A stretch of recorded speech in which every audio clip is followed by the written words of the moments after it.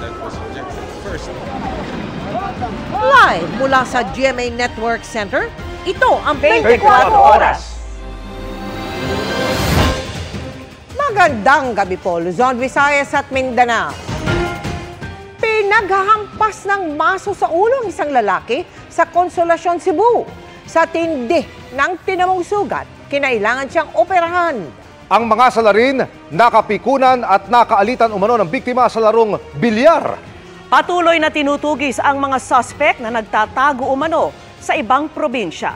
Ang nahulikam na krimen sa pagtutok ni Alan Domingo ng GMA Regional TV. Sa kuha ng CCTV sa bilyaran, biglang tumakbo papasok ang isang lalaki. Sinundan siya ng dalawa pang lalaki at bigla siyang pinaghahampas ng mga ito ng maso. Nangyari ito noong Sabado sa Consolacion, Cebu. Agad umalis ang mga suspect. Nagduwa sila billiard. Then, naay heated argument na itabo tungod sa bet money sa ilang duwa, no? Which result sa sang physical confrontation. Dahil sa matinding sugat sa ulo, isinailalim sa operasyon ng biktima. Patuloy na pinaghahanap ng pulisya ang mga suspect. Kani si suspect, no, nakaikyas na siya. So, apan sa investigation nato, padong na siya Negros Oriental para maka-escape sa siyang arrest. Then kani si victim nato, kida siya sa hospital for immediate medical attention. Then ongoing yang operation karong adlaw. Pinuntahan ng GMA Regional TV Balitang Bisdak ang bilyaran pero walang nagbigay ng pahayag sa harap ng kamera. Pero kwento ng mga naroon, nagkapikunan ang biktima at mga suspek habang naglalaro ng bilyard. Patuloy ang investigasyon ng pulisya sa insidente. Mula sa GMA Regional TV at GMA Integrated News, Alan Domingo, nakatutok 24 Oras. Sa gitna ng sigalot sa politika, si Pangulong Bongbong Marcos na mismo ang nagsabi bukas siyang makipagkasundo sa pamilya Duterte. Mas kailangan daw niya ng kaibigan kesa ng kaaway. Nakatutok si Ivan Mayrina. Mahigit 2 buwan matapos arestuhin si dating Pangulong Rodrigo Duterte para maisuko sa International Criminal Court. Nagsalita si Pangulong Bongbong Marcos tungkol dito sa kauna-unahang episode ng kanyang podcast na inilabas sa kanyang social media account.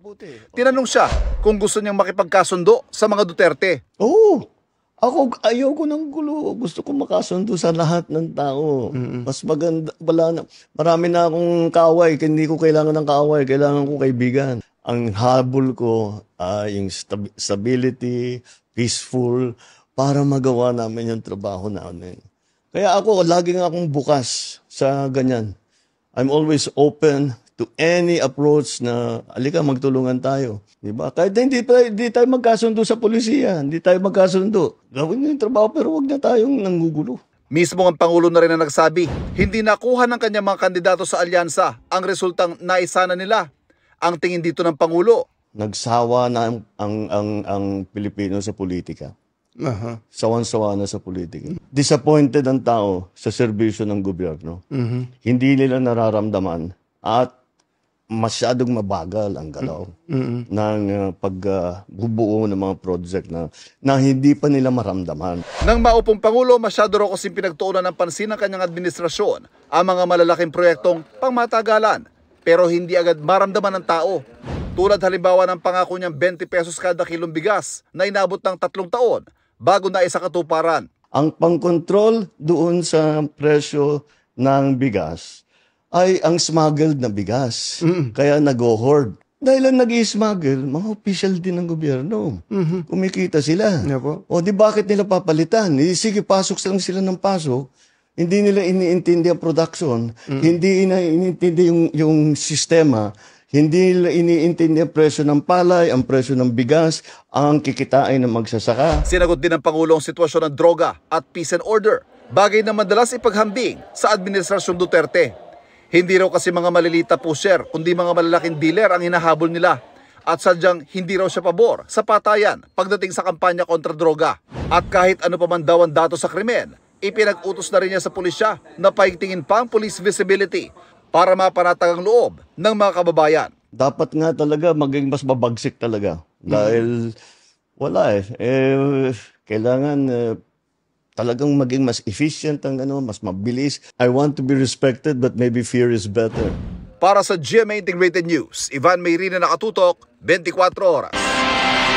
Ipinroklama na ang mga nanalong party list maliban sa dalawa na may nakabimbing kaso sa COMELEC. Kung ilang upuan sa Kamara ang nakuha nila, alamin natin sa live na pagtutok ni Sandra Aguinaldo. Sandra? Yes, Mel, nanumpa na nga po ngayong araw ang mga party list organizations na nagtagumpay nitong nagdaang eleksyon. Pero 20 party list organization ang hindi nakapanumpa dahil meron po silang nakabimbing kaso sa COMELEC.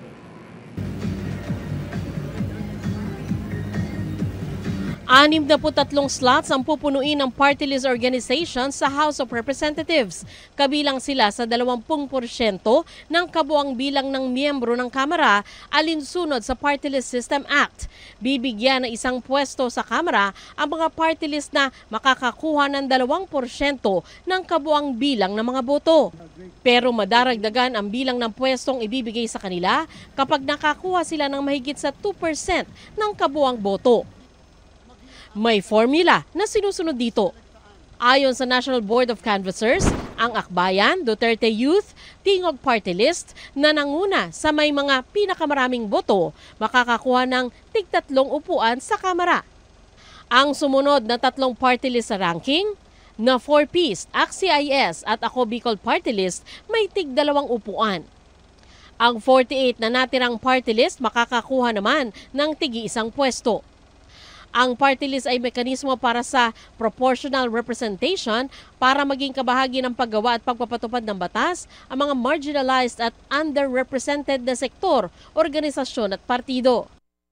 Pero may 2 party list groups na nanalo na hindi pinroklama ngayong araw, ang Duterte Youth at Bagong Henerasyon Party List. Ayon sa Commission on Elections o COMELEC, ito ay dahil may mga nakabinbin pa silang kaso na dapat maresolba.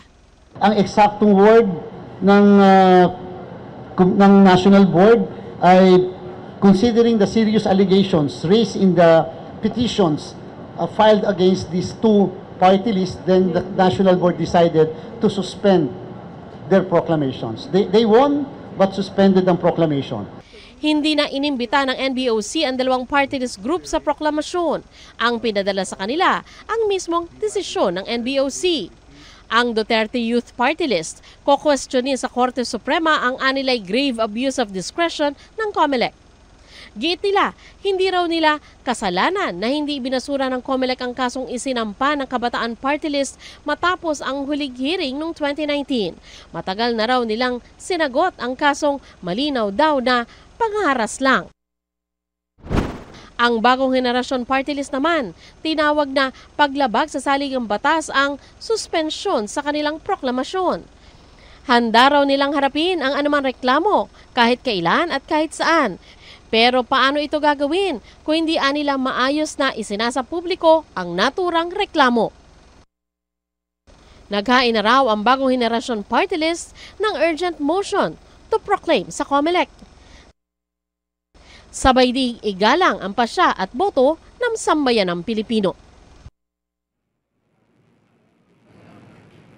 Mel, sa ngayon ay sinabi po ng COMELEC na mamadiliin nila, re-resolbahin nila yung kaso ng 2 party list organization para sa ganon ay matapos na ito bago yung pagsisimula ng termino ng mga mababatas sa June 30. At ngayon din pong hapon ay nagbigay ng talumpati si Chairman Garcia sa harap mismo ng party list organization at siya po ay nanawagan ng reforma o pagbabago para mapaganda pa yung party list system sa bansa. Yan muna po pinakahuling ulat mula dito sa National Board of Canvassers Canvassing Center at balik muna sa inyo, Mel.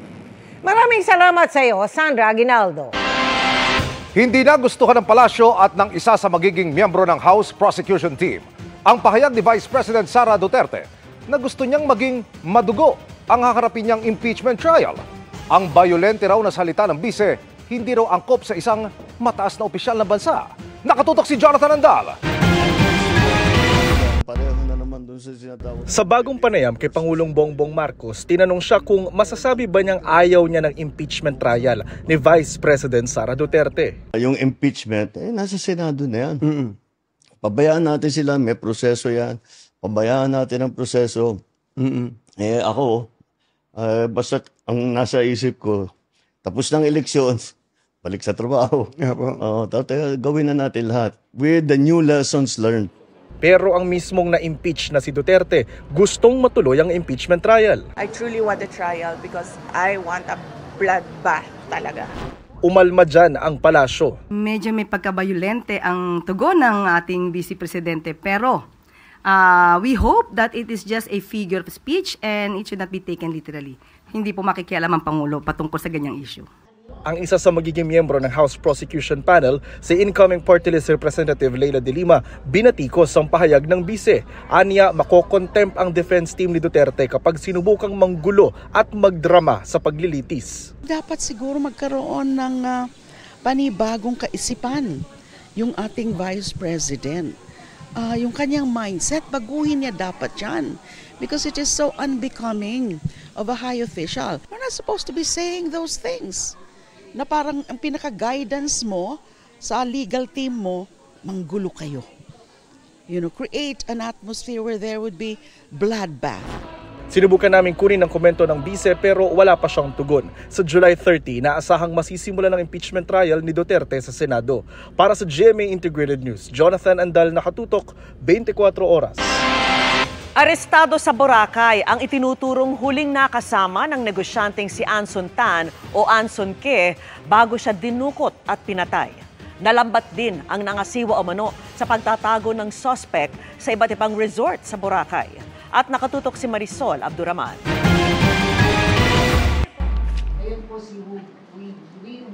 Sa isang resort na ito sa Boracay, Saklan, nahuli si Gong Wen Lee alias Kelly Tan Lim noong Sabado.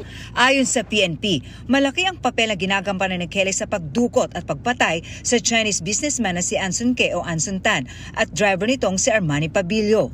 Ito pong si Kelly po ang may alam doon po sa mga pinagsalin-salin po ng mga ransom using e-wallets until such time nga po na mai-transfer at ma-convert po ito sa cryptocurrency. Si Kelly rin daw ang ginamit na pain ng grupo para mapapunta si Ke sa lugar kung saan siya dinukot. Sa statement po ni David Tanliao ay sinabi po niya na ginamit po niya si Kelly para po i-attract po si David Tanliao. Si Kelly nga raw ang nakitang kasama ng biktima nang huli itong makitang buhay noong March 29. Sa impormasyon ng PNP, nagpalipat-lipat sa iba't ibang resort sa Boracay si Kelly matapos maglunsad ng manhunt operation laban sa kanya. Nakarating raw ito doon gamit ang isang private jet. Kasama niyang nahuli ang isa ring Chinese national na si Wu Jiaping alias Wu Jiabing na isa umunong hairdresser. Si Wu Jiaping ang sinasabing nangasiwa sa pagtatago ni Kelly. Siya po ang nag-check-in po sa kanya dahil nga medyo mainit na po si Kelly, so hindi po siya nagpo-front. Ang nagpo-front po itong si Wu Jiabing. Bukod sa mga cellphone, na-recover ng pulisya ang isang maskara at wig. Mukhang i-disguise po niya si Kelly po to avoid the detection. Sa ngayon, isa pa rin ang kina for ransom na tinitinang motibo sa pagdukot at pagpatay kay Ke. Si David Tanliao at Kelly ang itinuturing ng pulisya na masterminds at co-mastermind sa krimen. The intention really is to kill talaga si Anson Tan because normally kapag sa mga ordinary kidnapping for ransom po na nahawakan po ng AKG, at least according to their assessment po ay pag nakuha po yung pera ay inire-release na po. Bago maaresto sina Kelly at Wu Jiaping, may 3 suspect na hawak ang pulisya kaugnay sa kaso. Patuloy pa rin kasing pinaghahanap ang isa pang suspect at hindi pa rin nababawi ang ransom money na nakuha ng mga suspect. Unaccounted pa rin ang isang nagngangalang Johnny Lim na kasama raw sa pagpaplano.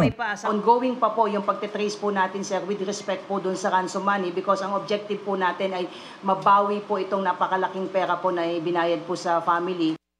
Kanina, sinampan si Kelly at kanyang kasama ng mga paglabag sa immigration law. Nasa kustodiya naman na ng PNP AKG si Kelly at 4 na iba pa. Sinusubukan pa namin kunan ng pahayag ang pamilya ni Ke. Para sa GMA Integrated News, Marisol Abduraman. Nakatuto, 24 oras. Tiniyak ng Health Department na walang dapat ikaalarma sa gitna ng pagtaas ng bilang ng COVID cases sa mga karatig bansa ng Pilipinas. Sa gitna niyan, nagpaalala ang mga eksperto, huwag magpakakampante. Sundin ang health protocols at kung maaari, magpa-booster shot na ulit kontra COVID. Nakatutok si Darlene Carr. Tumataas ang bilang ng COVID cases sa mga bansa at teritoryong kalapit ng Pilipinas, gaya sa China, Hong Kong, Taiwan, Thailand at Singapore. Sa Singapore, halimbawa, tumaas ng 3,100 ang COVID cases noong April 27 hanggang May 3 kung ikukumpara noong ikatlong linggo ng Abril base sa pinakahuling impormasyon mula sa Singapore Ministry of Health. Kabaliktaran naman ang sitwasyon dito sa Pilipinas kung saan bumababa ang bilang ng nagkaka-COVID ayon sa DOH o Department of Health. Ang nai-report na COVID-19 cases mula Enero hanggang Mayo 3, 2025 ay nasa 1,774. Mas mababa po ito ng 87% kumpara noong nakaraang taon. Mula 71 kaso, bumaba rin po ang COVID-19 cases sa nakalipas na 3 hanggang 4 na linggo sa 65 kaso. Kaya ayon sa DOH, hindi raw dapat maalarma. Patuloy daw na minomonitor ng DOH ang COVID-19 trend sa mga kalapit na bansa at patuloy na nakikipag-ugnayan sa ASEAN.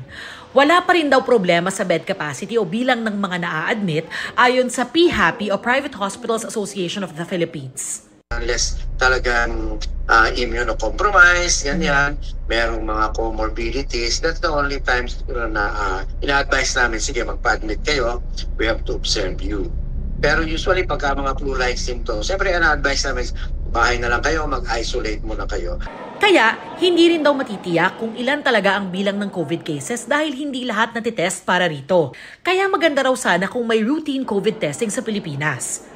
Para sa infectious disease expert na si Dr. Ron Jean Solante, hindi raw nakakagulat at nakababahala ang pagtaas ng COVID cases sa ibang bansa at kung sakaling umabot yan sa Pilipinas. These events are expected because COVID is still with us. No, it has not disappeared yet. So these are expected events and we should not be panicked. We should not be alarmed. Hindi na nga raw tayo protektado laban sa pagkakahawa ng COVID mula sa mga bakunang nakuha natin dati.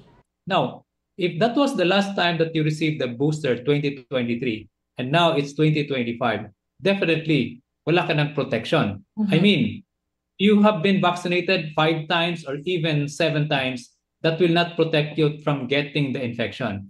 Pero ibang usapan if you will be protected against the more severe form kasi meron ka pa rin antibody na natitira. Kaya kung kaya, maigi raw magpa-booster shot ng COVID vaccine ng mga kabilang sa vulnerable population o senior citizens at immunocompromised. Makatutulong din daw ang ibang bakuna gaya ng flu at pneumococcal vaccines. Hindi man dapat mabahala pero hindi rin daw dapat magpakampante, sabi ng DOH at infectious disease experts. Dapat daw natuto na tayo sa mga aral na iniwan ng pandemya gaya ng basic hygiene o palagiang paghuhugas ng kamay, pag-isolate kapag nakaramdam ng anumang sintomas at pagsusuot ng face mask sa mga matataong lugar. Para sa GMA Integrated News, Darlene Kai, nakatutok 24 oras. Aabot na rin hanggang sa Mindanao ang bentahan ng 20 pesos kada kilo ng bigas ayon sa Agriculture Department. Plano na ring magtakda ng floor price sa palay para hindi malugi ang mga magsasaka. Nakatutok si Ivan Mayrina. Alinsunod daw sa utos ng Pangulo, pinalalawak ng 20 pesos kada kilong bigas sa ibang mga rehiyon. Kasunod ang unang bugso ng bentahan nito sa Kabisayaan. Gugulong na raw ay kalawang bugso sa Mindanao sa Hulyo. At ay ikatlong bugso sa iba pang panig ng Mindanao at ilan pang probinsya sa Setyembre. As mentioned before, ang rating namin is based on poverty incidence. So number 1 on sa phase 2 natin in July will be Zamboanga del Norte, which has a 37.7% of poverty incidence. Yan ang isa pinamataas. Wala raw problema sa stock sa ngayon ayon sa DA dahil may kabuang 1 milyong sako ng bigas sa agarang pwedeng ibenta sa halagang 20 pesos kada kilo.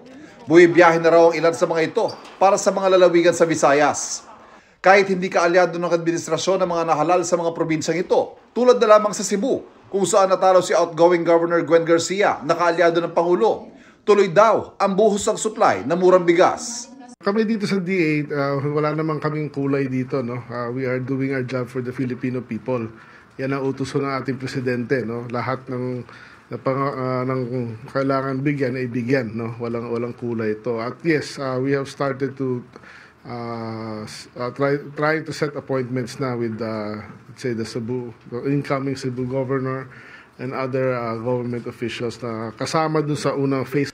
Lalo namang dumami at ngayon nasa 400,000 metric tons ang palay ang nasa mga imbakan ng National Food Authority o NFA. Dahil sa kakulangan sa mga bodega, naantala ang pagbili ng NFA sa mga magsasaka na siya namang sinasamantala ng mga trader at binibili ang aning palay sa napakababang halaga.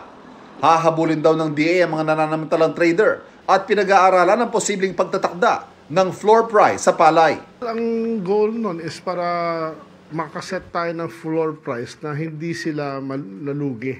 Kasi ang pinakaayaw natin mangyari, malugi yung farmer, di ba? Dahil nga pinaghirapan niya, pinagpawisan. And hopefully nga makahanap kami ng batas o ruling na kung di sumunod ang isang trader o isang buyer sa floor price ay pwede nating kasuhan. Para sa GMA Integrated News, Ivan Mayrina, nakatutok, 24 oras.